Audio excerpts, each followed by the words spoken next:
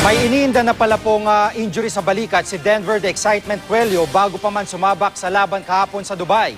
Pero kahit dehado, itinuloy niya ang laban. Nakatutok si Chino Trinidad. Yamado man sa mata ng marami kontra sa Chinese champion na si Zhong Zhaozhong, sumampas na rin si Denver Cuello na kulang ang sandata. Pilit niyang itinago at hindi na lang indahin ang pananakit sa kanang balikat, napulit pala ang rotator cuff muscle. Hindi naging balaki dito sa unang round ng papagsakin ni Cuello si Zhong gamit ang upper left. Ngunit nang makita ng corner ng WBC strawweight champion na isang kamay lang ang gumagana kay Denver, ay nagkakumpiyansa si Zhong na salubungin na ang atake ni Cuello. Ayaw talagang bitawan ni Cuello ang kanyang matagal ng pinapangarap na world title.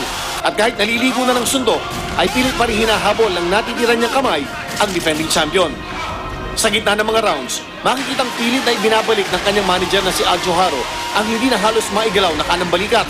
Sa 8th round, napilitan na ang referee na ipatawag ang ring doctor para suriin ang hiwalay na balikat ni Cuello. Ngunit gaya ng isang tunay na mandirigma, ay pinili ni Cuello na ituloy ang laban. At sa huling 2 rounds, ibinuhos na ni Denver ang kung ano pa ang natitira sa kanyang lakas kontra kay Zhong. Pero hindi sa kanya umayon ang desisyon ng judges.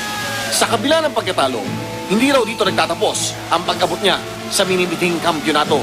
Pagbalik mula Dubai, nakatakda siyang sumailalim sa operasyon para ayusin ang kanyang punit na balikat. Chino Trinidad, Nakatutok, 24 Oras.